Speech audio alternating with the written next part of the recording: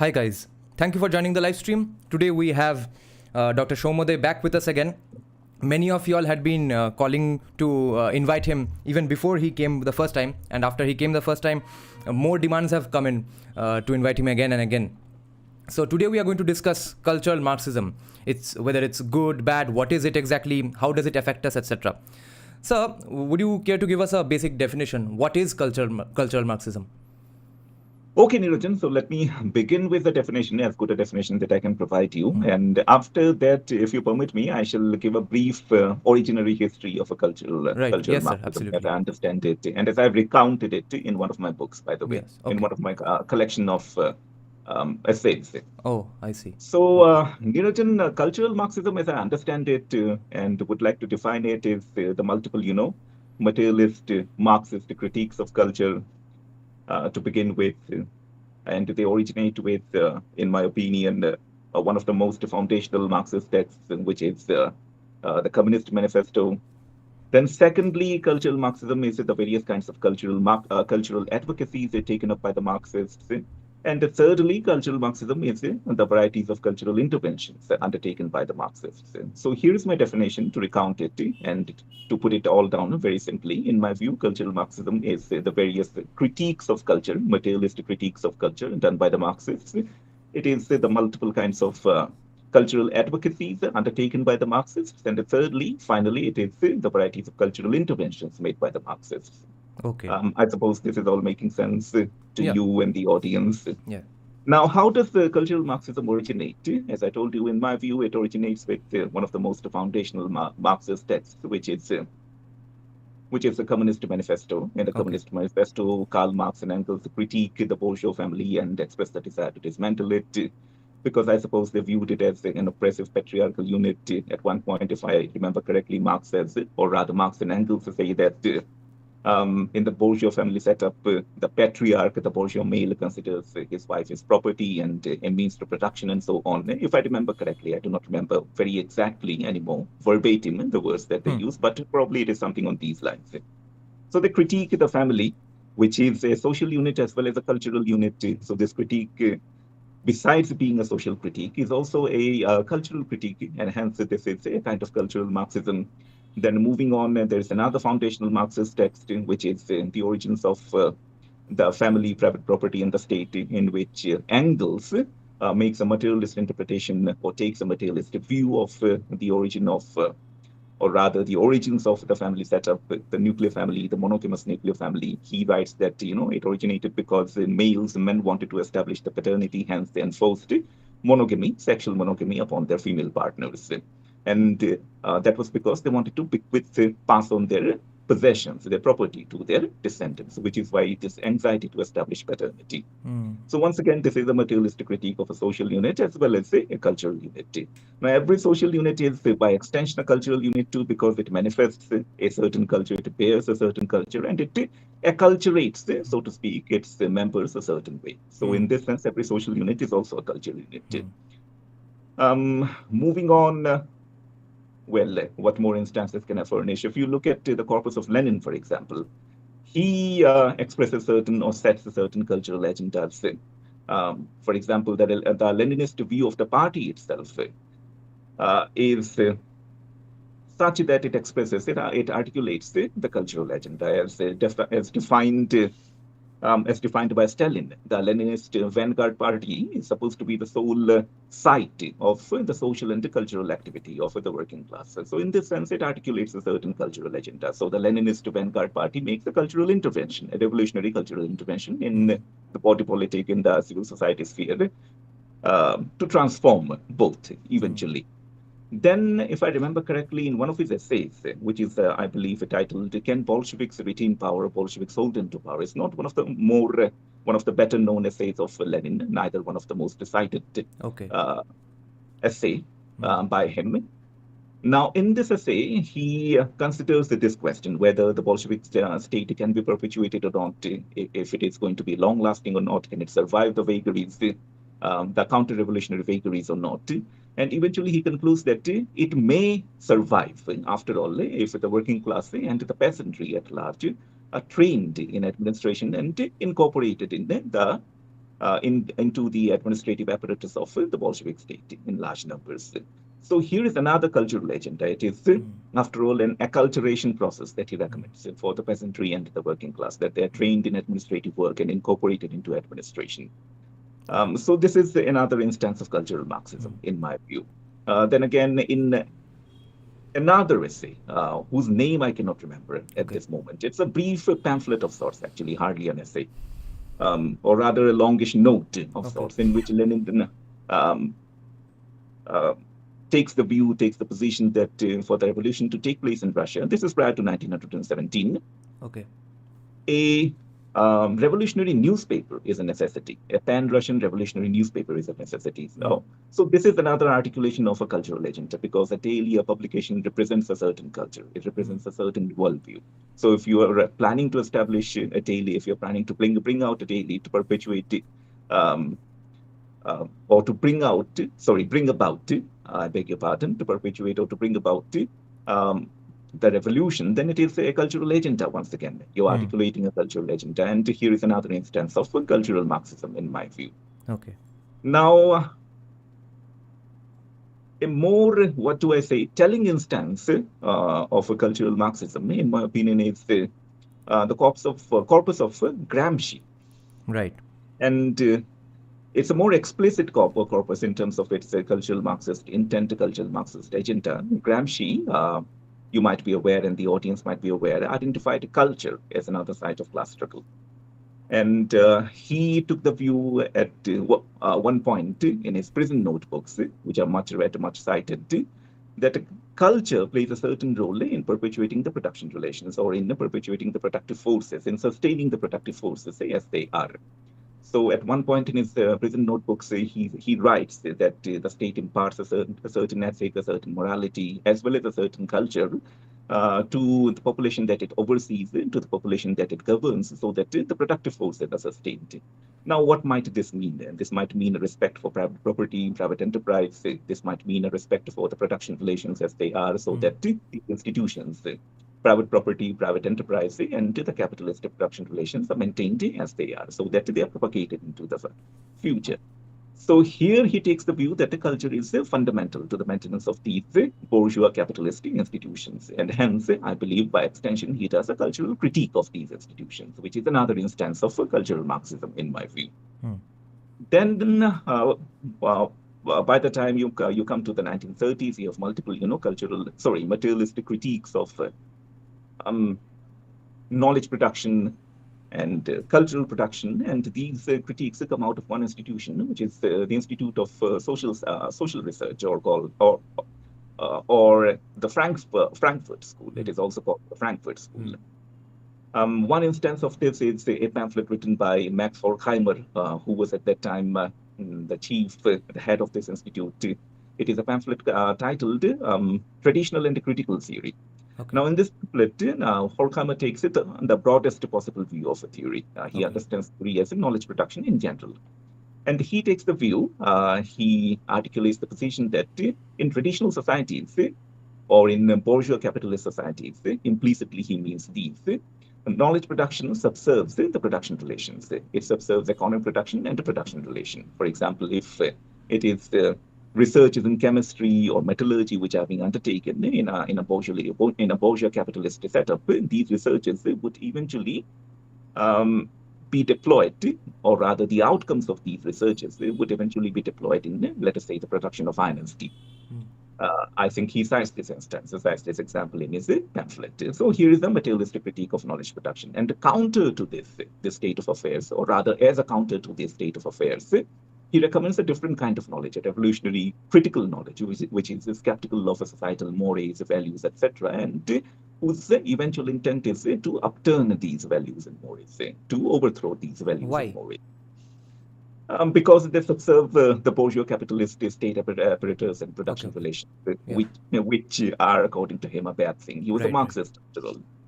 Now, again, to give you an instance of the materialist critique of culture in this case, this was done by his colleague at the same institute, the Frankfurt School, whose name was Theodor Adorno. Okay. So Adorno wrote a pamphlet once again in the 1930s. Horkheimer's pamphlet, I think, came out in 1935 or 37. Adorno's in the late 1930s, probably 1938 or 30. I do not remember the exact years at this point. So Adorno's pamphlet focused on the production of music, production, interpretation, and performance of music in the Western world. It was titled, if I remember correctly, on the fetish character in music and regressive listening. Now, shorn of all verbiage, of all the prolixity of the pamphlet, what he basically says in it is that, musical production and musical performances in the West were getting jaded, repetitious, and they were basically becoming a means to promote the sales of pianos and musical records and so on. So musical production had come to subserve the interests of the capitalist consumption economy. When is this being said? Sorry, this is 1938 probably. Achha. Late 1930s. Okay. As I told you, I do not remember the exact year, but I remember that this is the late 1930s. Okay. So here is once again a materialist critique of culture, and he takes the view that cultural production and performances as they were at that time in the West were kind of segueing into the interests, or subserving the interests of the capitalist consumption economy. Then coming to the 1930s, cutting to the 1930s, we have this individual called Jürgen Habermas. I suppose he's still around. He's alive. Okay. Who does the materialist interpretation of the civil society sphere as to why, how it came about, how it originated, and what had become of it. Now, if I remember correctly, in his monograph, Structural Transformation of the Public Sphere, Habermas takes the position that the public sphere as this zone, as this fluid zone in which human beings voluntarily come together to exchange opinions, ideas, etc., began to emerge in the Netherlands in the 16th century. And this emergence of the public sphere, as it is today, was concomitant to the emergence of finance capitalism, which was significantly centered on and around the Netherlands in those days. It entailed the exchange of a lot of information because people were buying up shares, investing in shares in the share market at Amsterdam, for instance. And to enable the flow and exchange of this information, the journal emerged in the 16th century Netherlands or the 17th century Netherlands. It became the site of the exchange of information, and that is how the public sphere, in a rudimentary way, began to emerge in this century. However, that is something that is a phenomenon preceding the emergence of the public sphere. Right. The public sphere proper, in the proper sense, began to emerge when the journal fell under the purview of the state, because you cannot just bring out a periodical without paying taxes to the state and without conforming to the laws and norms set by the state.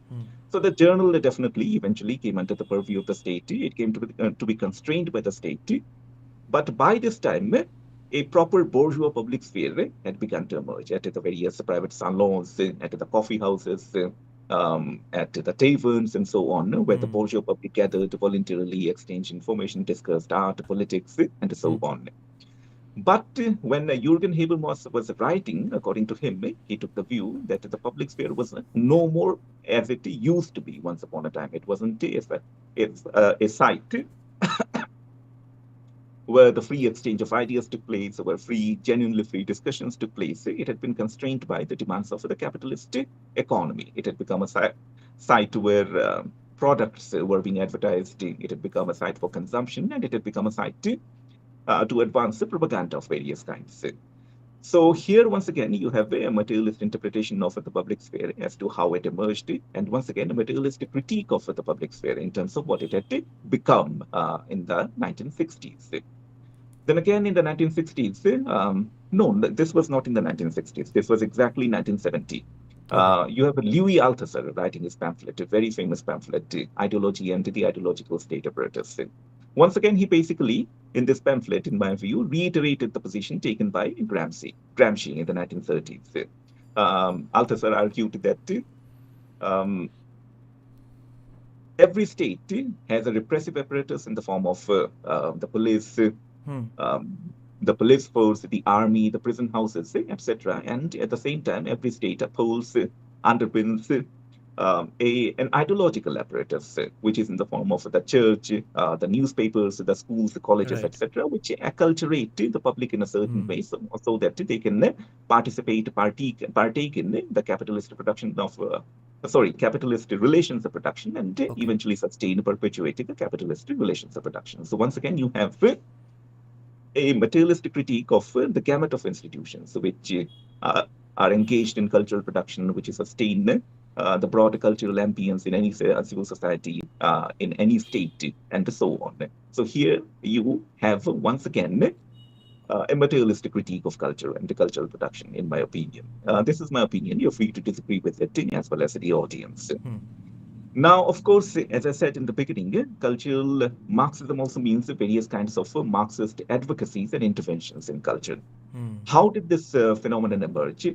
In my view, the root of this phenomenon goes back to 1952, to the Okay. 20th Party Congress, when Khrushchev owned up to the crimes of Stalin. Now, this was something which sent shockwaves across the communist world, as it was in those days, across Eastern Europe and beyond Eastern Europe, into the various communist parties across the world. Yeah.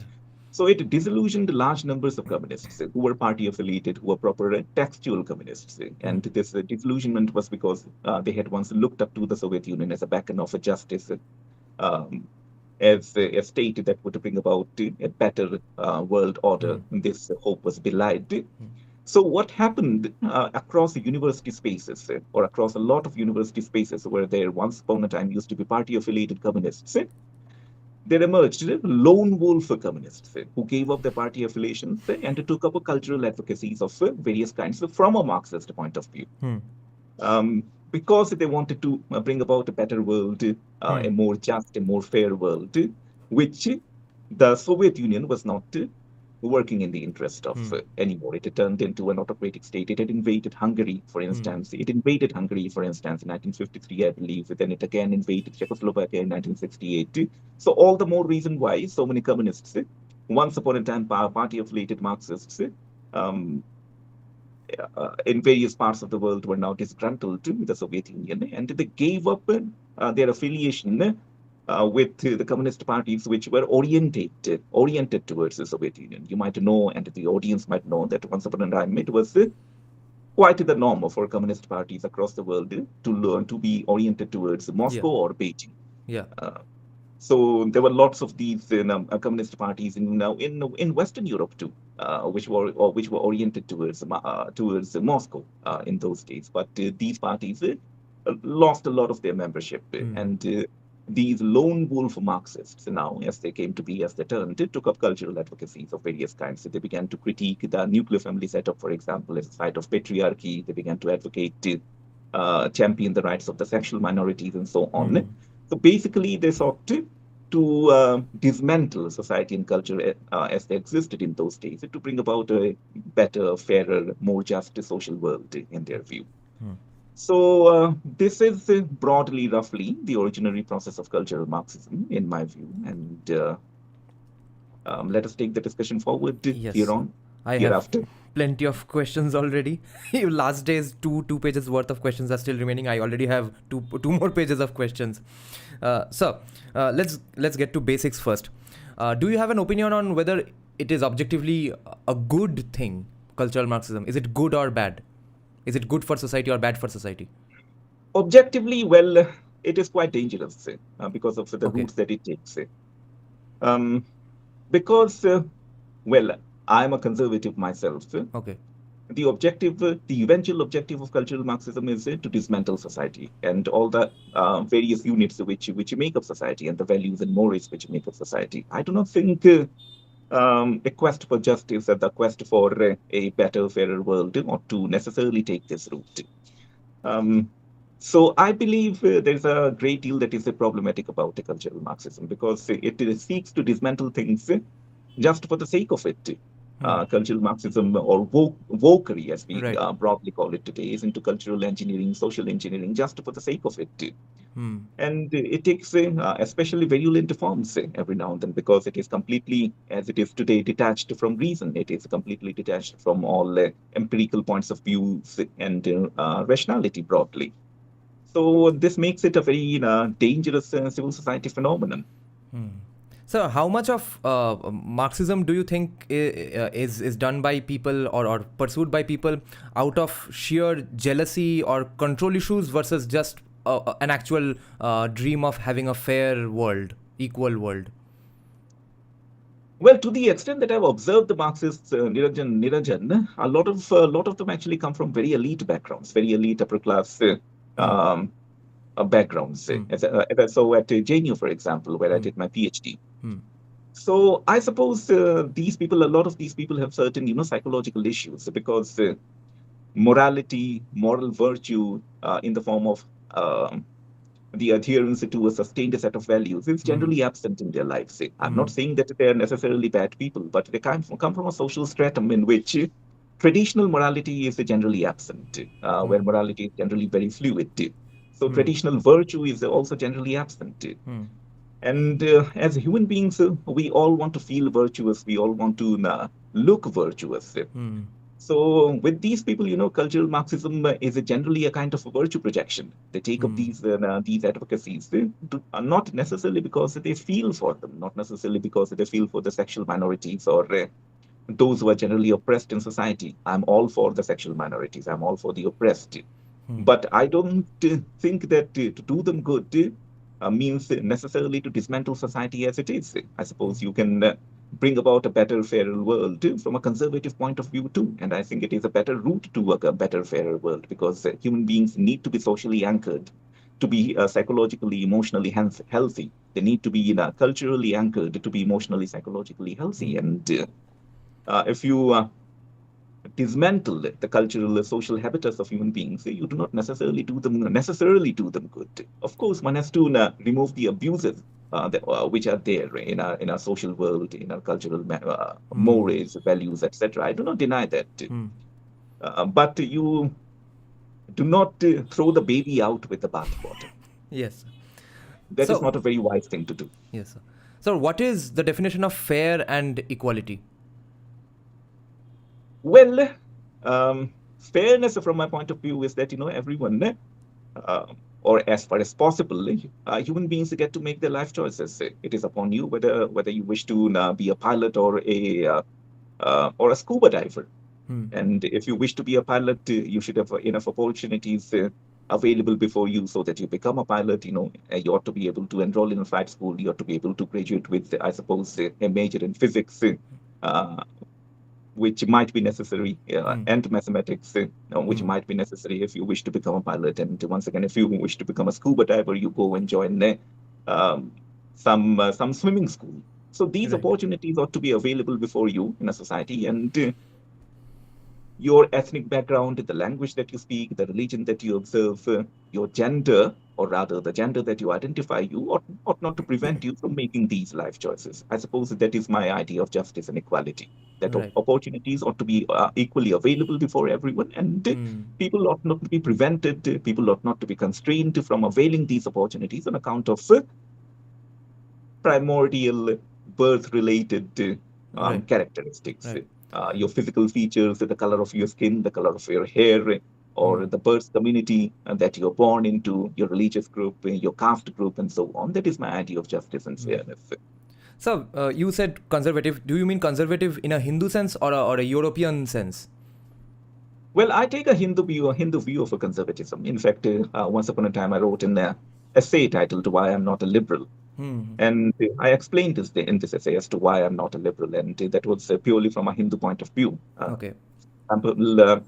I do not accept the idea that the state is merely a club of sorts of taxpayers and property owners. That is the liberal view of the state. I suppose, in my view, the state is an expression of a certain human Lebenswelt, of a human life world. And only those who identify with this Lebenswelt genuinely, truly begin to the state, to the Rashtra. So that is one point of view from which I articulate my conservatism, and I suppose that is a rather traditionally Indian Hindu view of a conservatism. Right. These essays that I'm referring to are, by the way, included in my book, Narrativizing Bahratvarṣa, and the originary process of cultural Marxism, which I just summarized, is also from an essay.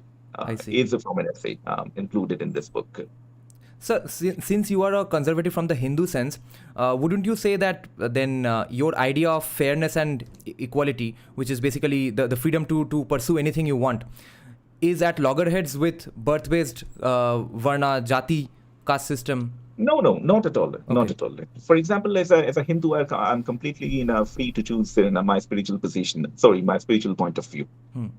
In any Hindu family, you would have members now worshipping multiple deities and identifying with multiple sampradayas. So for Yeah, example, in my own family, I have a Shaktas and Vaishnavas. I see. So to begin with, as a Hindu, you are completely free to choose your spiritual position. And the Hindu Jati groups too, in terms of how they have acted in the world, the professions they have professed collectively, or individual members coming there from have professed, have been very fluid, have been very malleable Yes. in this way. It is a complete myth that the Jati Vasta, or the caste system as it is termed in academia generally, has been ossified and it has been constraining of human agency. Not at all. I don't think so. I think Jati groups traditionally have been very fluid across the Jati Vasta, across Yes. the caste system as it is traditionally termed. So I think the Indic Lebenswelt, the Indic life world, which is expressed spiritually, socially expressed by Hinduism and Hindu society, is very permissive of individual agency. For example, you are free to choose your purusharthas among kama, moksha, etc., as to artha, as to what you focus on and what you pursue. And it is completely legitimate, whatever you choose. So I don't think that the traditional Indic view of life is constraining of individual agency or group agency at all. Right. Sir, then the idea of equality of outcomes, why is it bad? Why shouldn't why shouldn't the state try and force equality of wealth and income? Just because it has led to violence so far. Is it possible that the idea that real communism has not been tried yet is actually a fair statement? Well, I do not know if a 100% equality of outcome is feasible if it can be brought about in any social setup, in any social world. But I suppose in this case, the role of the state is to provide the opportunities equally and to provide every human being, every member of the body politic, a basic amount of education, sufficient nutrition, sufficient security in the legal framework, so that these individuals may be able to pursue their life goals, may be able to make the choices that they wish to make. Right. So equality of outcome in the sense of general social well-being, and generally human beings being able to pursue their life goals and making the life choices as they wish to make them, I suppose is a feasible idea. But as about everyone making exactly the same choices and excelling equally exactly the same in those choices while making those choices, I suppose it's rather not practicable. I don't think the world can function that way. I don't think that world will ever be, can ever be. The fact that a farmer isn't as rich as the CEO of KFC, is that a sign that we live in a very oppressive and unfair world, or is it just how it's going to be? Well, you have a lot of rich farmers in this country and across the world. It depends on what you're farming. Yes, certain kinds of crops are not that remunerative. If you're a paddy farmer, you're unlikely to be very rich. But at the same time, if you wish to switch from paddy to rubber cultivation, the resources and the means ought to be available to you. Let us say, you wish to buy a number of 100,000 or 50,000, rubber saplings, and you desire to take a loan for that sake. The loan ought to be available to you. So every one of us wants to move up in life economically. All of us wish to lead a better life. And if you wish to lead a better life by switching from paddy cultivation to rubber cultivation by cultivating rubber plants, this choice ought to be available to us. The means to make this choice ought to be available to us, and the state ought to facilitate these means. Right. Yes, the petty farmer is not as rich as the CEO of a corporate house, of a corporate firm, sorry, I beg your pardon, of a corporate firm. But that doesn't mean that you cut the throat of the corporate guy, of the CEO, and give all his wealth to the petty farmer. No. Society ought to be organized in a way that the petty farmer, if the petty farmer, and definitely all of us desire to make this choice, chooses to lead a better life by cultivating a different crop, this choice ought to be available to him. The means to make this choice ought to be available to him. I think that is, in my view, a truer, more genuine socialism, a socially fair, socially just socialism. In a certain way, I'm a socialist too. Okay. From a conservative point of view, if you read Sir Roger Scruton, he explains socialism as the even, equitable distribution of the gains of social membership. And one of the gains of social membership is security, is the freedom to make choices, is the security to make these choices. And this security ought to be available to human beings evenly, equitably. Right. Sir, then is capitalism a bad thing or good thing? Are we living in a capitalist system? Yes, we are living in a capitalist system, and it depends on what kind of a capitalism it is. If it is a discrete, modestly scaled capitalism, I'm all for it. For example, I'm all for these, modestly scaled startups. I think capitalism is very liberating of the human imagination. It is very liberating of human enterprise, human spirit, and it all leads us to a better world. Think of all the major, technological breakthroughs. These have taken place in the capitalist world. In the context of capitalist production, capitalist economic production. Yeah. The Soviet Union, one of the reasons why the Soviet Union eventually collapsed was because economic growth completely stagnated there. Yes. 1977, 78 onwards, the Soviet Union mostly had, I suppose, a 1%, 2% economy. And it just could not keep up with the West. But at the same time, it was engaged in an arms race in the West and squandering enormous sums of money. Yes. So that was a kind of behavior, economic behavior, which the state just could not sustain anymore.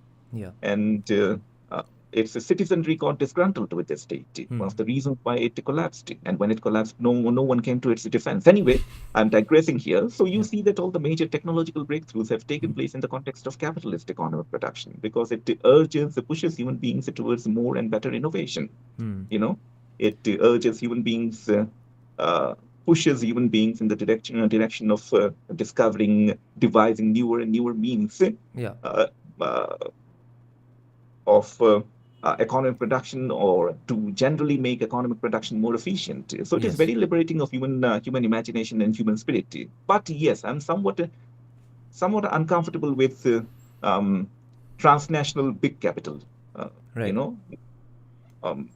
Of the sort that is represented by Coke, Pepsi, Google, etc., because these transcend the nation state and in many ways subvert the nation state. Yeah. So I'm rather uncomfortable with the capitalism of that scale, but I'm all for modestly scaled national capitalism, which is all for national interests. Yes, sir.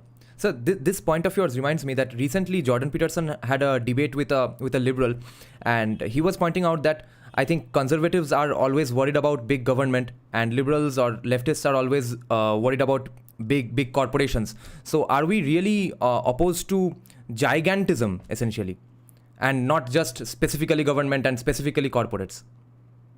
I think, yes, it is gigantism that we are concerned about. I too am slightly concerned about the gigantism, because, as I said, it subverts the nation state, and I'm deeply invested in the idea of the nation state as representative of, as representing a certain life world, as a certain or representing a certain history, and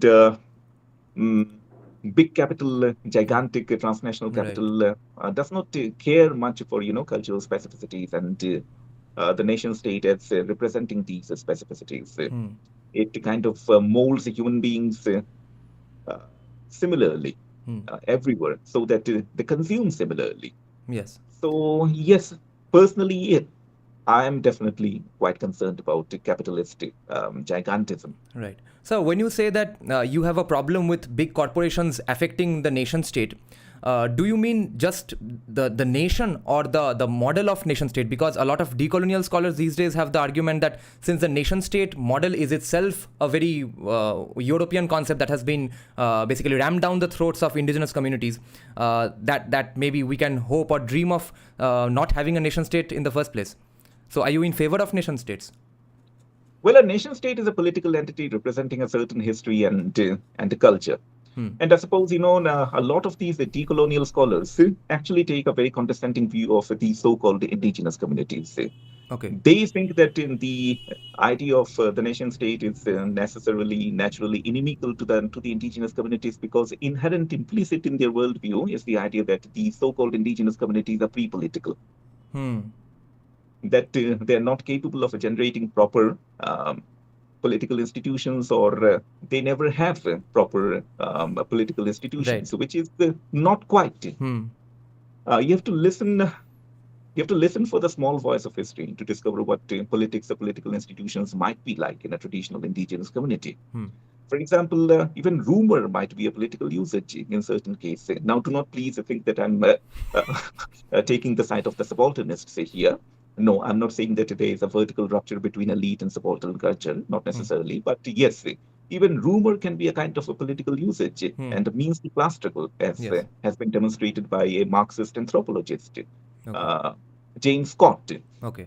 If you are familiar with this monograph by him, Weapons of the Weak, or if someone in the audience is familiar with this monograph, what it demonstrates therein is that the rumor, the slander propagated by the poor against the rich is a means to class struggle, and it is very much a political practice. Hmm. So this monograph studies a village somewhere in Malaysia, which he calls Okay. Sadeka. This is not the real name of the place, because Okay. an Okay. anthropologist never reveals the I true see. identity of the subject. And in this case, the subject is the village. I see. So the true name, the real name of the village is not revealed. It is called Sadeka. Okay. And James Scott goes and lives there for a while, for a few months. And what he discovers is that there is an intersecting web of sorts of rumors and slanders Hmm. about in the village. Hmm. Um, um, the poor tell certain things about the rich, that this or that rich person is very, very stingy, very miserly, that he's Hmm. not generous enough. Hmm. And while they say these things about certain rich people in the village, they also express a certain ideal notion of what a rich person should be like, that a rich person should be nurturing towards the poor, that he should be generous towards the poor, and so on. Hmm. So this, in his view, is a form of class struggle. The Hmm. poor slander the rich a certain way to determine the behavior of the rich in a certain way, Right. Is this the same as? in a certain desired way. And it is, in his view, Hmm. a kind of well, he doesn't say that, but let us say that it is a kind of political practice. If he takes the view that this is slandering, this telling of rumors about the spreading of rumors about the rich is a kind of class struggle, then it is also a political practice. Hmm. So it is not that traditional communities are pre-political. Right. Mridula Mukherjee, for example, Hmm. she taught me at JNU, Oh. has this monograph, Peasants in India's Nonviolent Revolution. Okay. And she says certain interesting things about the Indian peasantry in the colonial period. Now, Marxists have, she too is a kind of Marxist, by the way, not the traditional hard Marxist, crude Marxist, but a sort of Marxist, nevertheless. Now, she takes the view that the Indian peasantry typically have not rebelled because of certain reasons. One reason is that the peasantry rebel when their sense of legitimacy, when their sense of what is morally right and what is morally wrong is majorly violated. And probably the Indian rulers and the Indian political class, the elite political class in general, never violated these norms of the Indian peasantry Yeah. across Indian history, which is why you do not have major peasant yakaris in India. Yes. Now, you might notice that as and when it suits me, as and when it is required to propagate my one point of view, I do not mind leveraging the Marxists. There is Hmm. actually a great deal on the other side which you can leverage as a Hindu conservative, Yeah. which unfortunately a lot of people on our side do not realize. Yeah. You do not Yes. have to take the Marxist materialist view of history, but certain Marxist positions once in a while are actually quite useful, Yes, which sir. the Marxists themselves do not realize, thankfully. Yes. So I actually had this question written down even before starting the interview. That where do we draw the line between being addicted to using their weapons against them and versus becoming them? Because after all, their way of thinking is itself harmful for the society. Yeah, definitely, it is harmful when it leads to the creation of a totalitarian state. So when it Hmm. results in Right. genocides, physical genocides, and Hmm. the genocide of the contrary points of view, it is Hmm. extremely harmful. Hmm. But you see, Marxism, at its most fundamental, at its most basic, when shorn of all the injustices, or if you ignore the injustices for a while Hmm. that it has committed, is a heuristic tool. It is just a way of looking at the world. Hmm. And you have to keep your way of looking at the world somewhat flexible. If you get too dogmatic about anything, you do not do too much good to yourself. Yes. So it is just another way of looking at the world. Hmm. And once in a while, it might be useful. You do not have to adopt the Marxist materialist view of history. That is a complete bosh. There is a great deal which is harmful in it, and there is a great deal which is very partial in it. But certain Marxist positions might be useful from your point of view. Take, for instance, Marxist humanism. And the greatest expression for Marxist humanism is to be found in E.P. Thompson's book. E.P. Thompson's a gigantic monograph, Making of the English Working Class. Okay. And the argument that is derivable from this enormous book, running into 1,100 pages in the edition that I have. Your book starts with a quote from his book. Yeah, that's right. That's right. So I find his Marxist humanism quite useful. Anyway, so to return to the point that I was trying to make, the point that is derivable from his book is that class formation doesn't take place in the context of production relations alone. That a certain group of people do not become a class in opposition to the exploiter class alone in the context of the production relations. Yes. That class formation is a phenomenological process. It encompasses a lot of cultural activities. Yes. For example, according to E.P. Thompson, even the games, the street games that the working class played, the English working class played, turned them into a class. Heightened, cohered their sense of class solidarity. The congregations, Christian congregations that they attended, they contributed to their process of becoming a class. The self-help groups, the neighborhood self-help groups that they built, that they established, also contributed to their process of class formation, to the process of them becoming a class. So as I said, it is a range of cultural activities, the cultural processes, eventually amounting to a phenomenological paradigm, phenomenological process, which makes a group of human beings into a class. And this is the point derivable from the monographs. So in this way, we may say that classes are as much spiritual, ontological as their material expressions of production relations. Right. So so Marxism too, in this way, at least in its humanist version, is not entirely materialist, which the Marxists do not realize. Yes. E.P. Thompson did not realize that when he was making this point in his monograph, he was being partly actually Hegelian, in my view. Okay. He was actually implicitly taking the position that classes have something of the spirit in them. And the formation of the spirit, which turns a class into a class, which makes a group of human beings into a class, is a phenomenological process. It is the accumulation of a range of experiences. So interestingly, you can leverage the Marxist points of view in certain cases to advance your points of view. You can leverage the Marxist position to subvert the Marxist position. Yes. To do this, you have to study Marxism well. Yes. Which unfortunately a lot of people on our side do not do, because they have an antipathy for it, which I understand, which I appreciate. But when you're into cultural advocacy, there has to be a sound intellectual premise for it. Exactly. And to give your cultural advocacy a sound intellectual premise, you have to be intellectually a little Catholic, a little broad-minded. Catholic in this sense means broad-minded, not the Christian denomination. Yes, sir. Sir, actually, this point reminds me that during 2009-10, when there was every day some gigantic political violence going on in West Bengal between Trinamool and CPIM, one intellectual came on ABP Ananda and said that at least the politics of the Naxalite movement was understandable. So it sort of an apology for Naxalism it was. That at least it was poor people trying to kill the bourgeoisie. Here, when CPIM and Trinamool is fighting, it's basically poverty-stricken gundas of CPIM killing poverty-stricken gundas of Trinamool and vice versa. So it's not even a class struggle going on at that moment. No, there's a difference between class struggle and hooliganism. Plain murderous hooliganism. That is what you have in West Bengal today, unfortunately. Yeah. It's 8:50, Niranjan. Yes. Maybe we can move on to the questions, because you might know that we have to conclude at 9 as usual. Yes, sir. We don't have any audience questions today, although many people are watching. They are, I guess, engrossed in the conversation. So I'll just go ahead with my questions. I hope they're not too bored out of their skulls. No. Lots of people are watching. So then a Marxist will always say that if Marxism is so bad, why is it so popular in the academia where people are studying all day? Because it is easy. It Okay. doesn't tax you much, emotionally, psychologically, intellectually. You I acquire see. some catchphrases, you acquire a set, what do I say, set intellectual framework, and interpret the world through it for the rest of your academic career.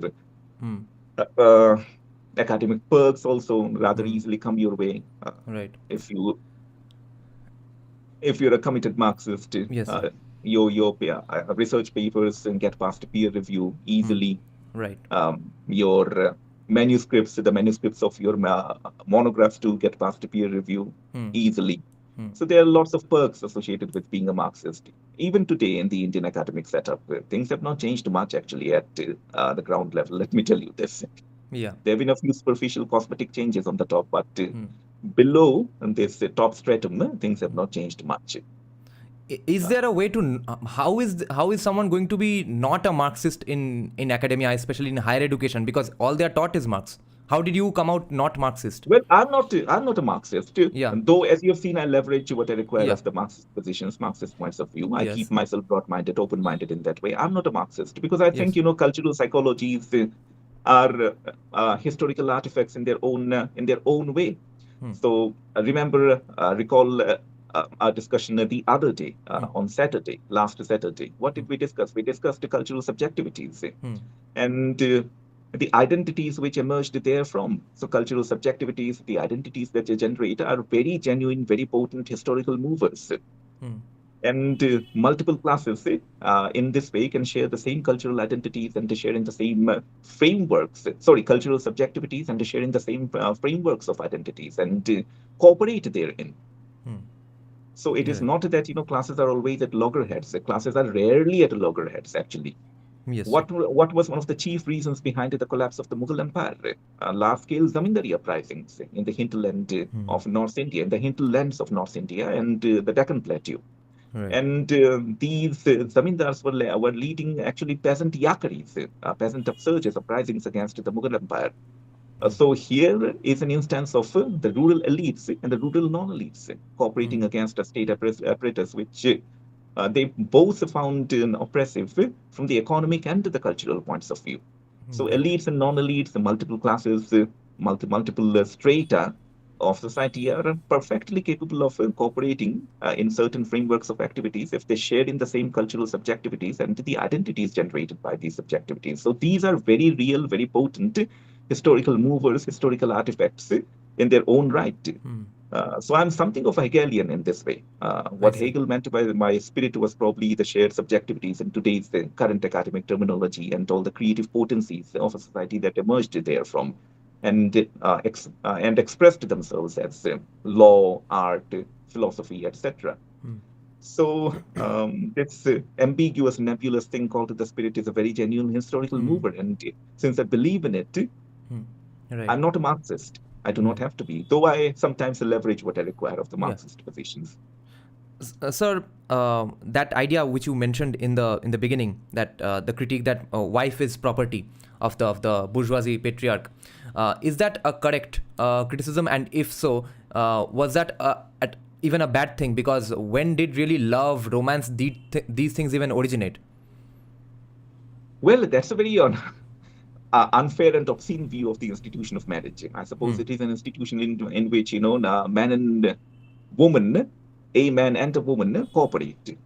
It is an institution furthering advancing cooperation between the genders and in which emotional requirements and of course requirements in terms of physical intimacy of the two genders are legitimately fulfilled. And yes, the things that we, or rather the psychologies that we refer to as love, romance, etc., are too expressed in this institution. So overall, it is an institution which is very much required for the overall well-being of the two genders, of the sexes, and society in general. So I suppose that is a very unfair view of the institution of marriage. I see. I don't know why Marx took it. He took the view because he wanted to dismantle the marriage, though he himself was quite a patriarch in his own family setup, in his own familial setup. While he, as I learned from his biographies, I read a couple of them, read and wrote the whole day. his wife drudged away, in the kitchen, running the household, raising his children. I don't think he ever did much to help his own wife. So I suppose he was probably projecting his own psychology upon bourgeois husbands in general. Maybe he treated his own wife like property. Right. He was in personal life a somewhat insensitive man. This is an observation made by one of his biographers, Stedman Jones, who wrote a biography of his, published a biography of his in 2019. Okay. So Marxism is generally bereft emotionally. It is bereft of emotional intelligence because probably one of the founders of Marxism, namely Karl Marx, was rather bereft emotionally. He was low in terms of emotional intelligence, I suppose, an emotional quotient. I see. Now we have some interesting questions here. Someone is asking, can we all drop the word caste? And this has been a new demand from many on our Yes, side. definitely. We ought to. We ought to, definitely. As far as possible, I do not use this term in my own academic writings. I say jati groups, jati identities. Right. Because as we all know, or we might know, some of us, this word is of a Portuguese origin. So basically, fundamentally what it is, it's a heuristic frame through which, the Portuguese tried to understand the social solidarities in the Indian context. When they established their rule on the western coast of India, they noticed that Indian society is organized in the form of these group solidarities, which are based on commensality, shared dining, and endogamy. So erroneously, they probably assumed that these group solidarities are based on shared bloodlines, which is why they called these group solidarities castes. The word literally means a bloodline. So the word in itself takes a very or is fundamentally premised upon a very erroneous view of Indian society, and we ought to drop it because alongside this idea, the erroneous idea that these group solidarities were based on bloodlines, came the view that these solidarities are sort of immutable, that they have always been the way the Portuguese found them, and concomitant to this flawed idea is another flawed idea that these group solidarities are Brahmanically ordained. So there's a whole range of errors, perception related, and conceptual errors which are allied to this term called caste, and we ought to drop it. It's about time. Right. The counter argument usually is that what do you even get out of it, because that's usually demanded by casteism apologists. See, caste, or rather Jati Vasta, has never been about a casteism. I don't think fundamentally, primarily, it's been about a casteism. Yes, conflicts, abuses, they have occurred in this system. Just as conflicts, abuses occur in every system. Even in a college or a school, you have groups of boys are fighting, maybe standard 11 boys are fighting with standard 10 boys. But that doesn't mean that a school, a college, an educational institution is fundamentally inclined towards oriented towards perpetuating and generating these forms of conflicts. These are abuses which emerge in the system every now and then. So the Jati Vivastha, as I understand it, has never been a proper hierarchy in that sense. It has been a matrix of a competing status claims. Exactly. And whether a certain Jati group found its own status claim, enforceable or not, it depended primarily on its access to the agricultural land and ownership of agricultural land. Yes, it is this phenomenon, which is this factor which eventually determined this Jati group's access into political power, because political power was primarily centered upon, based in the agrarian setup in the pre-modern world, because the pre-modern states were primarily institutions, or rather apparatuses, which extracted the agrarian surplus and sustained themselves through the extraction of the agrarian surplus. So how did, for example, royal lineages originate in the pre-modern world? There's this historian, his name is Hermann Kulke. Hermann Kulke has an interesting theory regarding it. He postulates a three-stage probably process of the emergence of a royal lineage in medieval South India. The first stage he terms Rajvamsha, wherein a a local lineage acquires a lot of prestige, probably primarily through the acquisition of a lot of agricultural land. The second is a Samanta Chakra, in which this now prestigious lineage acquires a lot of allies in the form of the local chiefs. And finally, Rajavamsha, that is, this prestigious and now prestigious lineage becomes a ruling lineage. Okay. But what is to be noticed is that the source of power of this ruling lineage is probably acquisition of agricultural land. Okay, anyway, I'm digressing a lot in there. So it's great. I think now we need to bring you back Now, for a let me caste still discussion. wind up this point. Yes, sir. So whether a Jati group found its status claim enforceable or not, it primarily depended upon its acquisition and acquisition of agricultural land or access to agricultural land. The Jati Vasta has never been an ordained, Brahmanically ordained hierarchy in that way. So in the process wherein a Jati group tried to enforce a status claim, certain abuses might have emerged in the system, certain conflicts might have occurred in the system, but the system has primarily not been about abuses and conflicts. It's primarily been about relatively autonomous social groups, social solidarities, comprising in a honeycomb fashion a broader social matrix. It is a system in which a social group of solidarity is affiliated to the broader social matrix, but at the same time, it retains its own interiority, cultural interiority in a more or less autonomous fashion. We'll have to wind up now, Neerajan. Yes, it's nearly 9 o'clock. Would you take one last question? Yeah, definitely. Do you see any Indian version of cultural Marxism?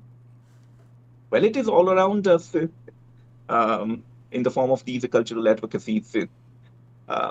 It is on the university campuses, it is on the JNU campus, it is on the Jadavpur University campus, it is all around us. And the source, the root of the Indian version of a cultural Marxism is in the theories propagated by these theorists whom I mentioned a few minutes ago, about half an hour ago. So it is very much there, definitely. Yeah. Okay, sir. We need to have you back for a discussion just on caste, I think. Caste and Jati Varna. Okay, all right, very well. Yes, Look sir. forward. Yes, sir. And Thank you, sir. thanks for having me. Thanks for having me again. You're doing a great job. Thank you, sir. And look forward to join you again on your YouTube channel. Thank you, sir. Thank you, sir. Good night. Thank you very much. Bye. Good night. Bye-bye.